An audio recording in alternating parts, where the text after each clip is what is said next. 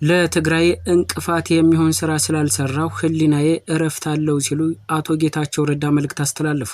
ኢራን ግጭቱን ለማቆም 3 ቅድመ ሁኔታዎችን አቀረበች። ኢራን የአየርም ሆነ የባህር ኃይል የላትም፣ በአንድ ሰዓት ውስጥ በሙሉ እንደመስሳታለን ሲሉ ዶናልድ ትራምፕ ገለጹ። እስራኤል ተዋጉና ዜግነት ልስጣችሁ ስትል መልእክት አስተላለፈች። ውድ የአልቦ ዜና ቤተሰቦች የዕለቱ አርዕስተ ዜናዎች ናቸው። ቀጥለን በዝርዝር እናሰማችኋለን። ላይክ፣ ሼር፣ ሰብስክራይብ እያደረጋችሁ እንድትከታተሉን በአክብሮት እንጋብዛለን። እናት ብቻዬን ችግር የለውም። የት ነው? እስራኤል ተዋጉና ዜግነት ልስጣችሁ ስትል መልእክት አስተላለፈች። የእስራኤል መከላከያ ሚኒስቴር በአገሪቱ የሚገኙ አፍሪካውያንን ጥገኝነት ጠያቂዎች በጋዛው ጦርነት እንዲሳተፉና በምላሹ ቋሚ የመኖሪያ ፈቃድ እንዲያገኙ ጥሪ እያቀረበላቸው መሆኑን ታዋቂው የእስራኤል ጋዜጣ ሃሬትስ ዘገበ። እንደ ዘገባው ከሆነ ይህ ምልመላ ዘመቻ ያተኮረው በዋነኝነት ለዓመታት የመኖሪያ ፈቃድ ጥያቄያቸው ምላሽ ሳያገኝ በቆዩት የኤርትራና የሱዳን ስደተኞች ላይ ነው ተብሏል። የደህንነት ባለስልጣናቱ ለህይወታቸው አስጊ በሆኑ የጦር ግንባሮች ላይ እንዲሰማሩ ለሚስማሙ ስደተኞች መንግስት ህጋዊ የመኖሪያ ፈቃድ እንዲሰጥ ቃል እየገባላቸው ይገኛል። ለዓመታት በእስራኤል በጊዜያዊ ፈቃድ ሲኖሩ የቆዩ ስደተኞቹ በጦርነቱ በመሳተፍ የቋሚ ነዋሪነት መብት እንዲያገኙ እድል መሰጠቱ የተገለጸ ሲሆን እስካሁን ቁጥራቸው በውል ያልታወቀ አፍሪካውያን በጦርነቱ ውስጥ መሳተፋቸውንና አንዳንዶቹም በልዩ ስልጠና ላይ እንደሚገኙ ተመልክተዋል። ጉዳዩን የተከታተሉ የሰብአዊ መብት ተሟጋች ድርጅቶች ድርጊቱን የሰዎችን ተስፋ መቁረጥ ለወታደራዊ ጥቅም ማዋል ሲሉ ኮንነውታል። በተለይም ስደተኞቹ ያላቸውን የመኖሪያ ፈቃድ የማግኘት ከፍተኛ ፍላጎት እንደ መንደርደሪያ በመጠቀም የሞራል ጥያቄ እንደሚያስነሳም ተገልጿል። እስራኤል በአሁኑ ወቅት ከ30 ሺህ በላይ አፍሪካውያን ጥገኝነት ጠያቂዎችን የምታስተናግድ ሲሆን አብዛኞቹ በጠንካራ የስደተኞች ፖሊሲ ምክንያት ለዓመታት ሲቸገሩ ቆይተዋል። የእስራኤል መከላከያ ሚኒስቴር እስካሁን በጉዳዩ ላይ ይፋዊ ምላሽ ባይሰጥም ዘገባው በዓለም አቀፍ መገናኛ ብዙሃን ዘንድ ከፍተኛ ትኩረትን እየሳበ ይገኛል። በተጨማሪም አንድ የእስራኤል ከፍተኛ ባለስልጣን የሂዝቦላህ የሮኬት ጥቃት ከቀጠሉና የሊባኖስ መንግስት እርምጃ ካልወሰደ የሂዝቦላህ ምሽጎች እንደሚወድሙና የቤሩት ክልሎች በቅርቡ ጋዛን ሊመስሉ እንደሚችሉ አስጠንቅቋል።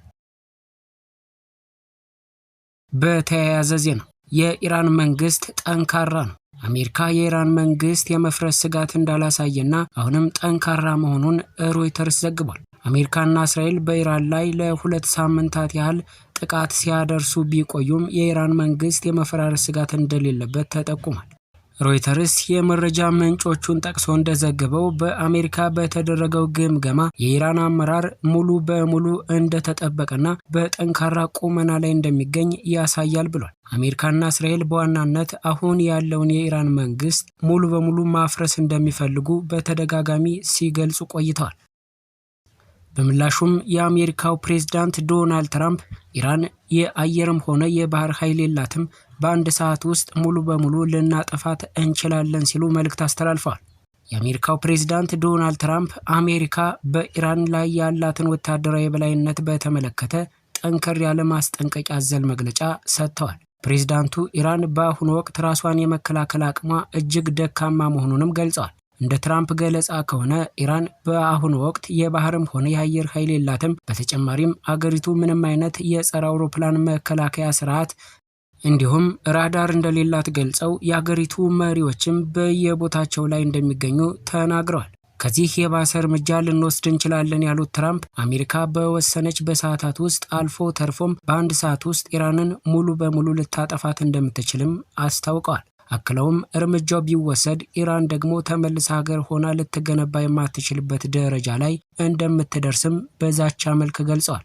ይህን ንግግር በወቅታዊው የመካከለኛው ምስራቅ ውጥረት ላይ ተጨማሪ ዘይት የሚያርከፈክፍ ሲሆን የአሜሪካን ወታደራዊ ዝግጁነት ለዓለም ለማሳየት የታለመ መሆኑን ተመላክቷል። በምላሹም ኢራን ግጭቱን ለማቆም 3 ቅድመ ሁኔታዎችን ማቅረቧም ተገልጿል።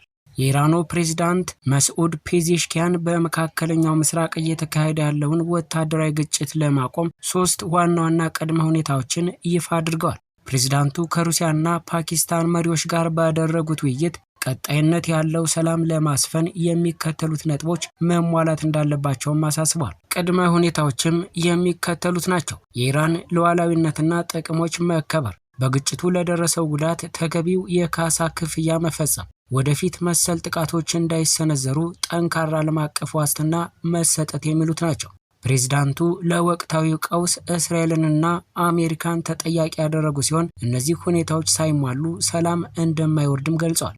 በሌላ በኩል አሜሪካና እስራኤል ላለፉት 2 ሳምንታት በኢራን ላይ ተከታታይ ጥቃት ቢሰነዝሩም የኢራን መንግስት የመፍረስ ስጋት እንዳልተደቀነበት ሮይተርስ የአሜሪካን የምሁራን ግምገማ ዋቢ አድርጎ ዘግቧል። ጥቃቱ የኢራን መንግስት ለመጣል ያለመ ቢሆንም የአገሪቱ አመራር አሁንም በጠንካራ ቁመና ላይ እንደሚገኝም ተመልክተናል ብሏል። ለትግራይ እንቅፋት የሚሆን ስራ ስላልሰራው ህሊና ይረፍታለው ሲሉ አቶ ጌታቸው ረዳ መልእክት አስተላለፉ። ትናንት ምሽት የቀድሞው የትግራይ ክልል ጊዜያዊ አስተዳደር ፕሬዝዳንት አቶ ጌታቸው ረዳ ለትግራይ ህዝብ ተከታዩን መልእክት አስተላልፈዋል።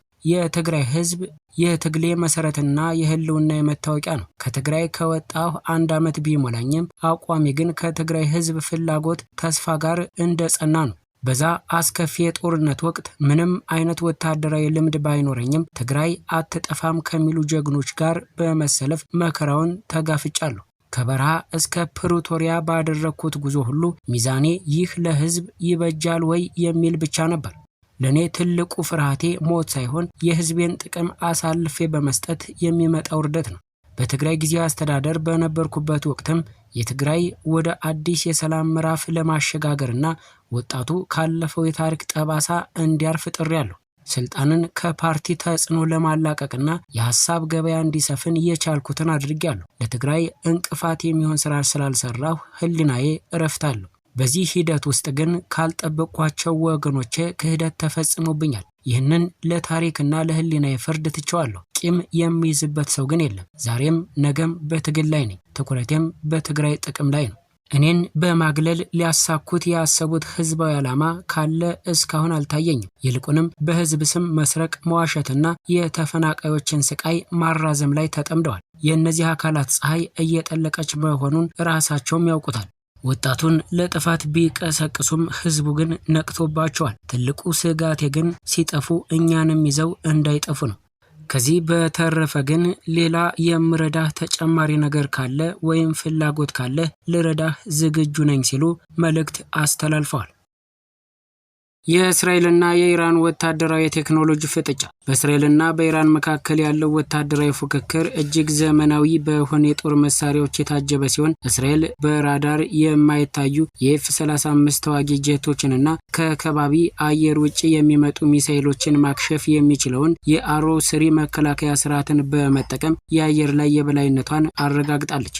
በአንጻሩ ኢራን ማንኛውንም መከላከያ ጥሶ መግባት የሚችል የፋታህ ሃይፐርሶኒክ ሚሳኤልና በዝቅተኛ ከፍተኛ ላይ እየበረሩ ኢላማቸውን የሚያወድሙ የሸልድ ድሮኖችን በብዛት በማሰማራት በቴክኖሎጂ የተራቀቁ የአየር መከላከያዎችን ለመፈተን የሚያስችል የጦር መሳሪያ አቅም ገንብታለች።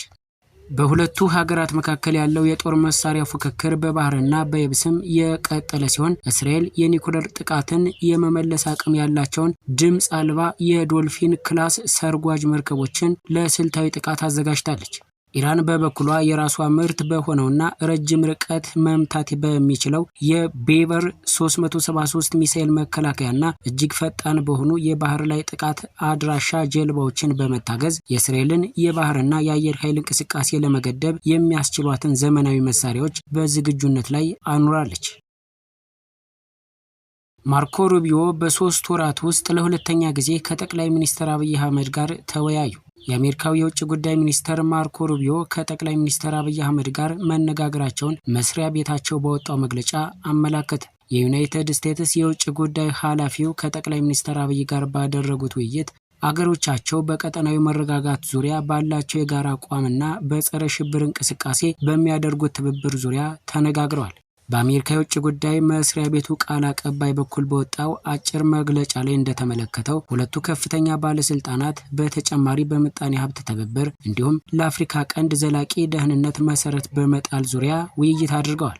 የአሜሪካ የውጭ ጉዳይ መስሪያ ቤት በወጣው አጭር መግለጫ በማርኮ ሩቢዮና በአብይ አህመድ መካከል የተደረገው ውይይት ላይ የተነሱ ጥልቅ ጉዳዮችን ከመጥቀስ ባሻገር ዝርዝር ጉዳዮችን ከመግለጽ ተቆጥቧል። ከውጭ ጉዳይ ሚኒስትሩ ጋር የተደረገውን ንግግር በተመለከተ ከጠቅላይ ሚኒስትር አብይ አህመድ ጽህፈት ቤት በኩል እስካሁን በይፋ የተገለጸ ነገር የለም። መጋቢት 2 2018 ዓ.ም በኢትዮጵያና በአሜሪካ ከፍተኛ ባለስልጣናት መካከል ውይይት የተደረገው አሜሪካ ከእስራኤል ጋር በመሆን በኢራን ላይ እያካሄደች ያለችውን ጦርነት ሁለተኛ ሳምንት ሊይዝ ጥቂት ቀናት በቀሩት ጊዜ ውስጥ ነው። ውድ የአልቦ ዜና ተከታታዮች የሰዓቱ ዜናዎች እነዚህ ነበሩ። በሌላ መረጃ እስክንገናኝ ድረስ ላይክ፣ ሼር፣ ሰብስክራይብ እያደረጋችሁ ቻናላችንን እንድትቀላቀሉ በአክብሮት እንጠይቃለን። መልካም ቀን።